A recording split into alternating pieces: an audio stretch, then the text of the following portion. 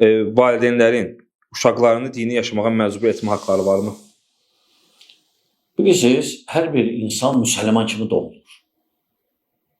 Sonra onun valideynləri onu məcusi eləyir, cühud eləyir, bir də xaçpərəst eləyir. Hər bir insan, övladı müsəlman kimi doğulur. Yəni, tək Allahı tanıyır və sən ona şərik qoşmur. Lakin valideynlər, bilirsiniz, valideynlər məcbur eləyə bilər. Valideynlər başqa şey məcbur eləyə bilərlər. Məsələn, oxumağı. Məcbur eləyə bilərlər. Eləyirlər. Yoxsa oxumağı da məcbur eləmirlər. Yəni, dünyaya aid olan məsələləri məcbur eləmək olar. Axirətə aid olan, dünya və axirətə aid olan məsələlərə məcbur eləmək olmaz. Onda məcbur eləmək, onda toxunmayaq heç nə. Nə istəyirlər eləsinlər.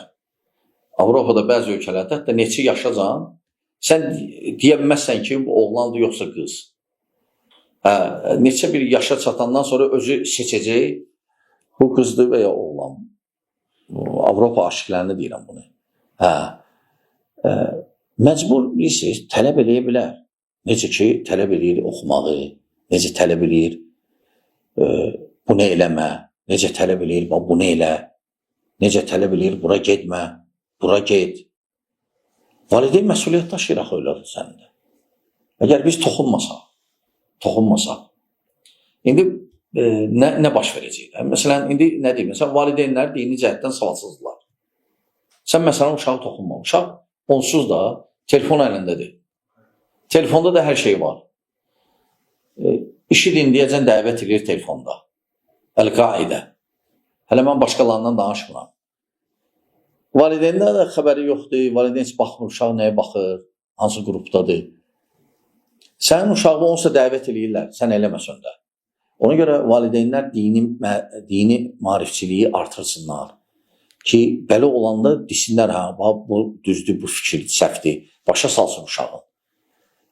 Elə radikallığın düşməyinin səbəblərindən də biri valideynlərin savadsız olmasıdır, dini cəhətdən. Ümumiyyətlə, əlbəttə valideyn məsuliyyət daşıyır. Valideyn istəyir ki, məsələn, övladı narkomaniyadan çəkinsin və s. Çünki bu saat cəmiyyətdə belədir ki, sən dinsiz uşaq qora bilməyəcəksən. Düz deyə bu mütləq şəkildə deyil, ola bilər qonulsun, lakin az olur. Amma din belədir ki, ərdən dinlə də çaşmaq olar, mən demirəm. Ancaq ümumən baxanda, çünki valideyn deyəndə uşaq çıxır bayrağa öz bildiyini eləyir. Dostları nə deyir? Amma dini başa salanda, uşaq çıxanda dini nəzərə alacaq. Uşaq oturanda məclisdə cürbəcə fikirlər söylənəcək, o deyəcək, yox, dinim qadağan edir mənə. Din əslində tərbiyə üçün ən böyük vasitələrdən biridir. O, bilirsiniz, sadəcə bizdə savadsızlıqdır.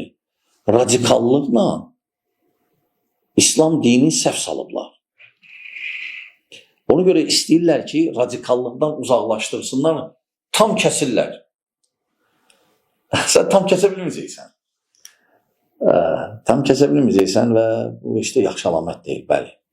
Əlbəttə, valideyn çalışmalıdır, övladı əxlaqlı olsun, elmli olsun, ibadətini eləsin, bəli.